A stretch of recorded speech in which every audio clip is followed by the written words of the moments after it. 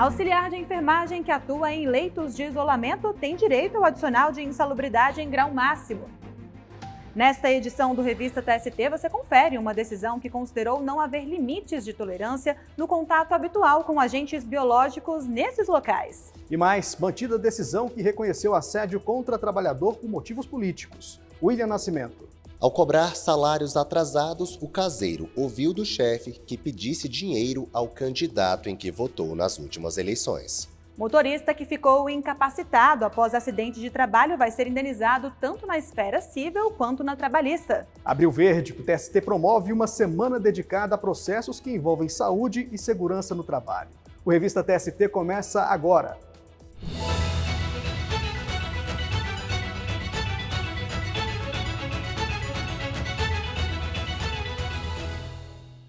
Nossa celebração pelos 20 anos do prédio do TST continua.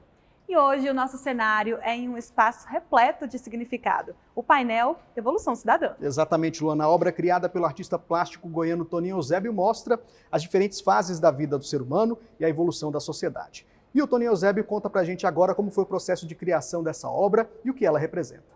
Define o processo de evolução da criança, desde bebê até o jovem aprendiz. E como seria isso? A criança, sendo criança, até a hora, assim, a etapa da educação, né? Então tem um bebê, nós temos uma criança brincando de futebol, nós temos uma menina brincando com um catavento.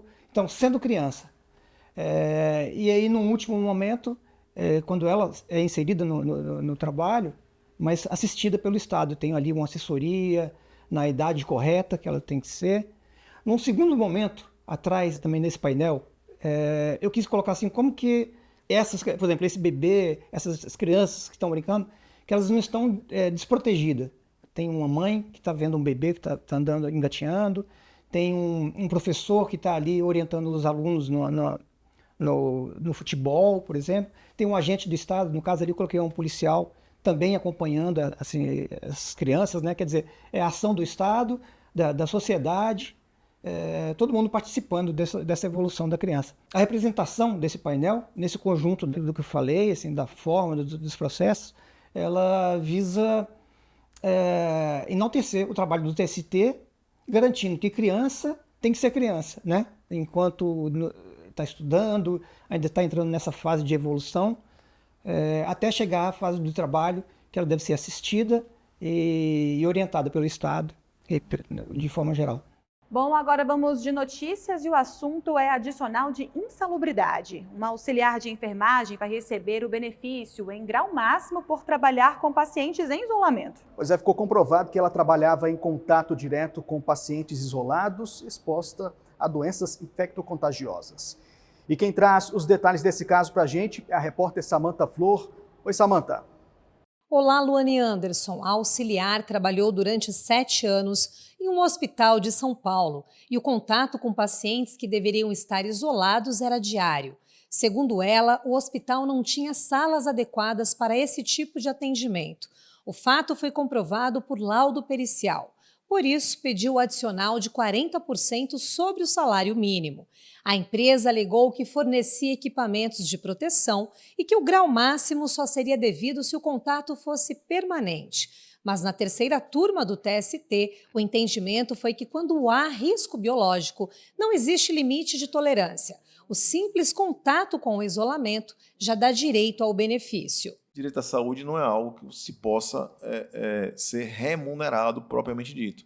Então, quando você eleva um grau de insalubridade, não está propriamente remunerando o trabalho, e sim está, na verdade, desestimulando que haja essa submissão a essas condições de insegurança, mormente se considerando uma insegurança com doenças infecto-contagiosas, em que o grau de cuidado há de ser muito mais elevado. A decisão da terceira turma foi unânime e não cabe recurso. Volto com vocês. Tá certo, Samantha. Obrigado. Até a próxima. Agora a gente fala de greve. Representantes dos trabalhadores e da Empresa Brasileira de Serviços Hospitalares, a EBSER, entraram em acordo. A mediação conduzida pelo TST evitou o julgamento do dissídio coletivo. A paralisação começou no fim de março e o tribunal havia determinado a manutenção de 80% do efetivo, com multa diária de R$50 mil em caso de descumprimento. A greve da HU Brasil, antiga Empresa Brasileira de Serviços Hospitalares, a EBSER, chegou ao fim após 10 dias de paralisação. Entidades sindicais que representam cerca de 54 mil trabalhadores e trabalhadoras de 45 hospitais universitários federais no país chegaram a um consenso com representantes da estatal. Quando a gente consegue resolver um conflito desse com toda a paciência para detalhes importantes nessa solução desse conflito, isso é uma vitória da sociedade brasileira, mas também do tribunal, porque nós evitamos um julgamento, nós trabalhamos por uma autocomposição, ainda que dentro de um dissídio coletivo, mas resulta numa maturidade das partes. Poderíamos ter caminhado para o julgamento, mas as partes tiveram a maturidade de compreender todos os riscos de um julgamento. Pelo acordo, os salários dos empregados serão reajustados em 100% do INPC a partir de 1º de junho de 2026. A diretora de administração da Confederação dos Trabalhadores do Serviço Público Federal, Jussara Grifo, destacou algumas das conquistas. Na realidade, os pontos principais da pauta dos trabalhadores era a discussão da database, que é em junho, ser antecipada por causa do defesa eleitoral. A gente sabe que a partir do dia 7 não poderia ter reajuste acima da inflação, então o processo de mobilização foi para tentar garantir isso. Não foi possível ganho real, mas teve algumas cláusulas sociais que foram importantes. A categoria suspendeu a greve, decidiu que era preferível a mediação e a negociação do que o dissídio, porque a gente sabe que o dissídio os trabalhadores perdem muito mais do que ganham, então teve uma vitória. Durante as negociações, a categoria avançou com uma proposta que combate a violência contra a mulher. Pelo acordo, as empregadas com medidas protetivas, bem como os empregados da comunidade LGBTQIA+, terão direito à mudança de local de trabalho. Em relação aos dias parados, metade será abonada e o restante dos dias serão compensados. Para o assessor da presidência da HU Brasil, Fausto Figueira, a negociação com as entidades sindicais foi positiva e reflete um compromisso do Estado com a continuidade dos serviços prestados. As principais cláusulas são cláusulas sociais. Nós somos uma empresa estatal dependente. Não nos cabe arbitrar, por exemplo, nós reconhecemos perdas salariais dos trabalhadores, mas não nos cabe repor, nós não temos autonomia para isso.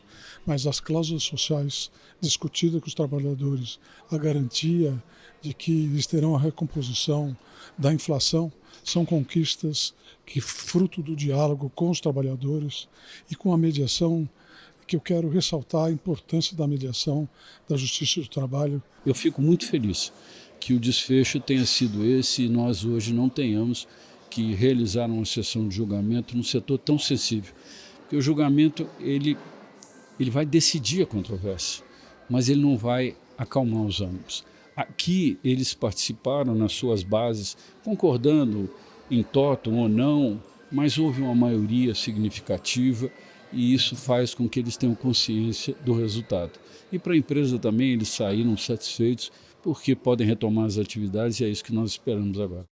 Daqui a pouco, um trabalhador assediado por causa de opinião política vai ser indenizado. E mais, a Justiça reforça que o descanso entre jornadas não pode ser reduzido. A gente volta já já.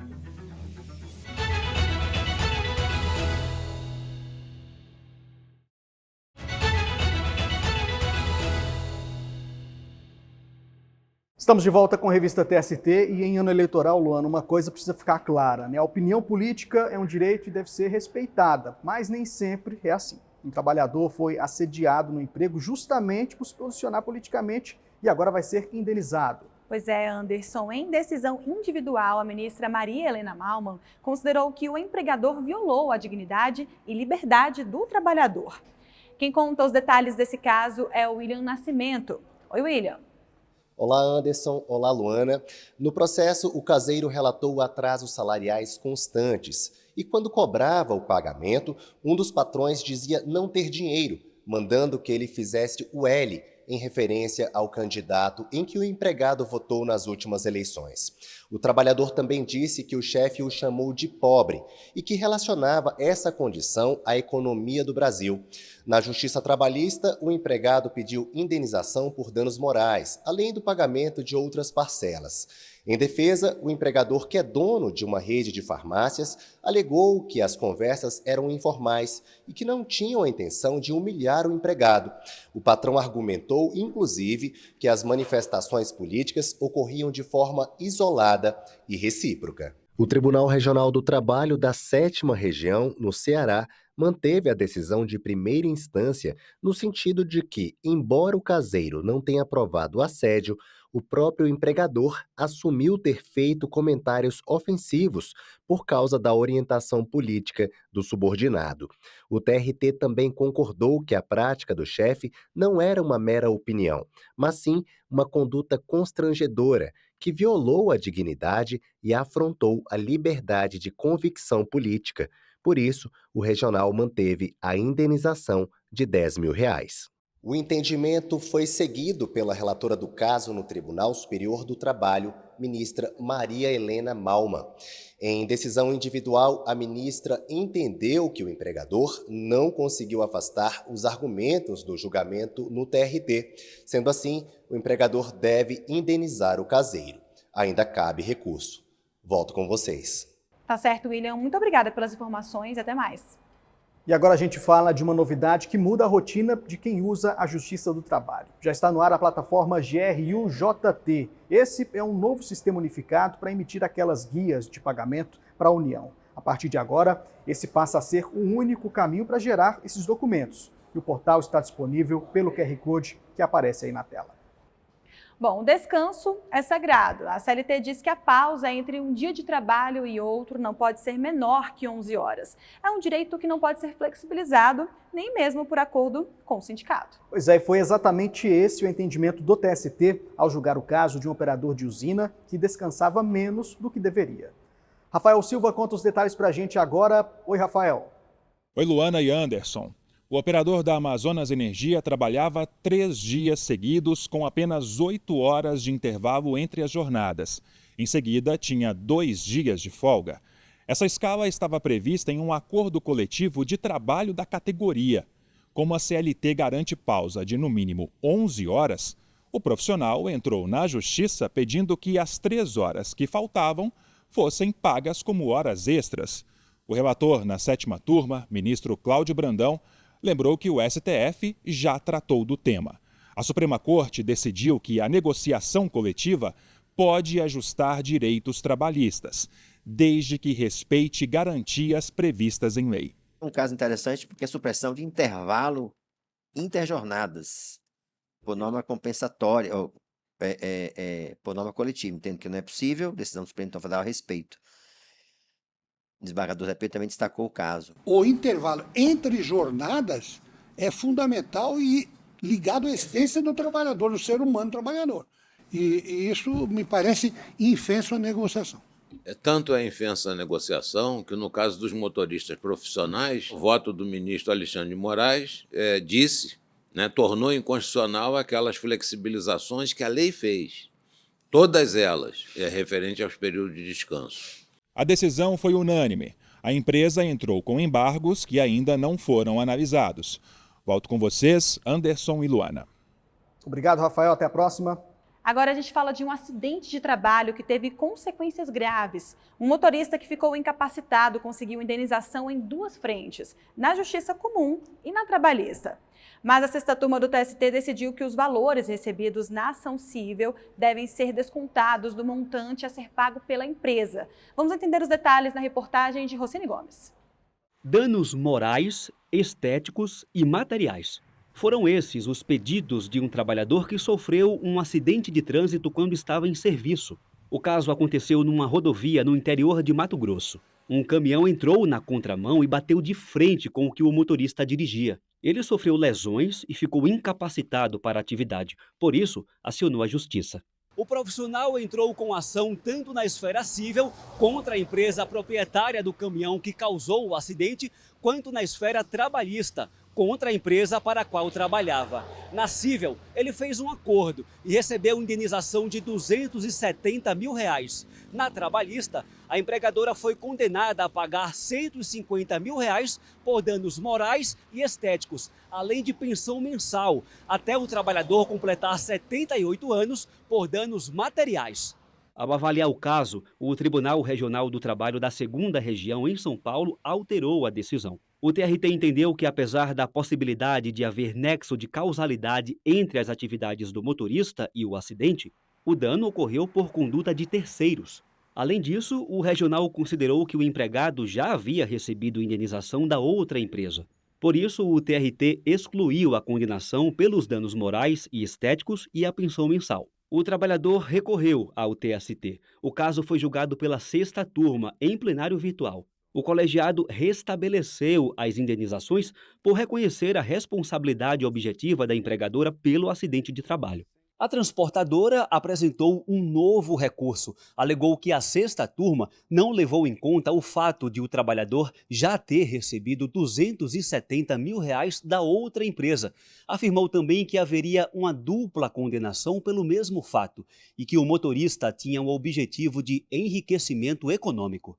O relator, ministro Augusto César, afastou esse entendimento. Para ele, a empregadora também responde pelos danos sofridos pelo profissional, pois o acidente está relacionado aos riscos da atividade desenvolvida, numa espécie de culpa concorrente com o terceiro causador do acidente. O ministro Fabrício Gonçalves acompanhou o voto. Já a ministra Kátia Arruda divergiu por compreender que as duas indenizações têm naturezas diferentes, sendo uma civil e a outra da relação de trabalho. Mas o relator concluiu que se o trabalhador já havia recebido indenização pelo mesmo fato na justiça comum, esses valores deveriam ser considerados no cálculo da condenação trabalhista e deduzidos da indenização fixada. O voto foi aprovado por maioria. No próximo bloco, os números que acendem um alerta sobre a saúde mental no trabalho. E mais, uma iniciativa nacional para acelerar processos ligados a acidentes e doenças ocupacionais.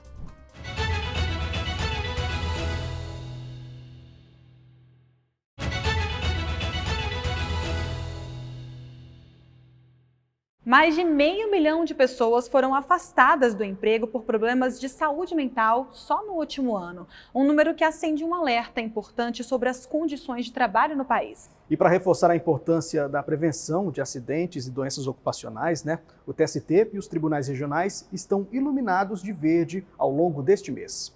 A ação faz parte do programa Trabalho Seguro e amplia o debate sobre a saúde integral dos trabalhadores brasileiros. E além da conscientização, a Justiça do Trabalho também quer dar respostas mais rápidas a quem teve a saúde prejudicada no emprego.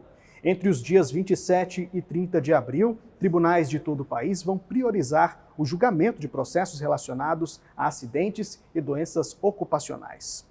E nas nossas redes sociais, o assunto dor não é parte do trabalho tem dado o que falar. Paula Zevisti conta tudo pra gente agora.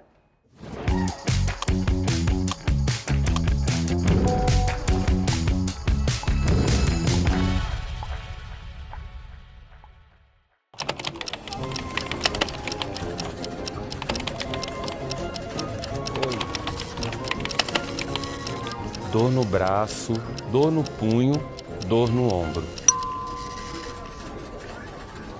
Todo dia, os mesmos movimentos.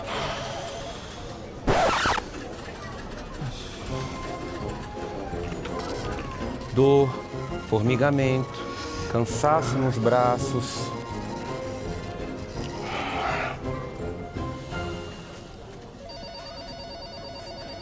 O que foi?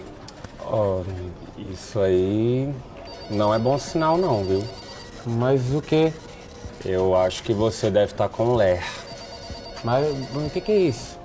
Ó, LER são lesões causadas por movimentos repetitivos, como sobrecarga, má postura ou condições inadequadas de trabalho, por exemplo.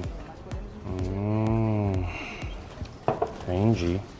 A maioria dos casos são de lesões no ombro e inflamações nas articulações e nos tendões. O TST postou sobre isso e o pessoal comentou sobre suas experiências. O Rosenberg contou que sentiu dores por muitos anos e até sofreu um acidente de trabalho por isso.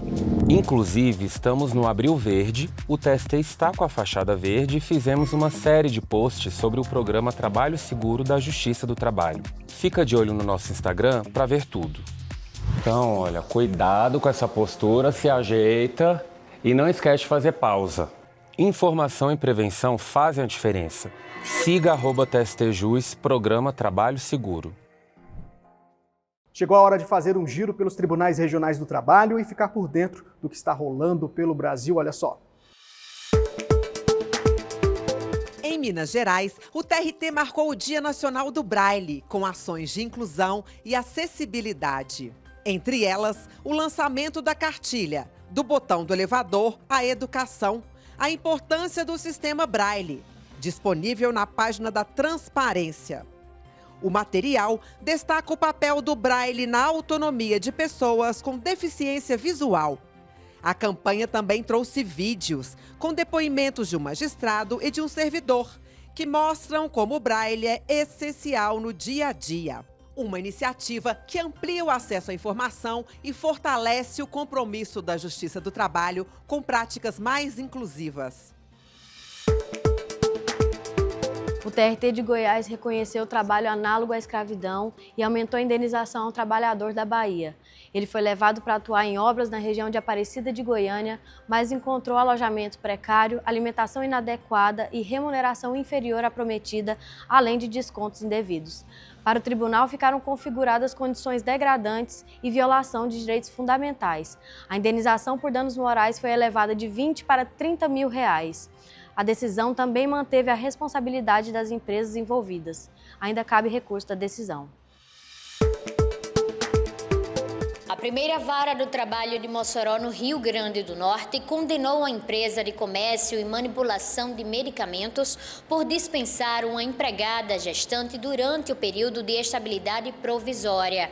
Ela havia dado à luz em maio de 2025 e tinha garantia de emprego até outubro, mas foi demitida em setembro por mensagem de aplicativo, um dia após retornar das férias. A sentença destacou que a trabalhadora enfrentava violência doméstica e precisava assistir a filha, vítima de violência sexual. A juíza aplicou o protocolo de julgamento com perspectiva de gênero e reconheceu discriminação.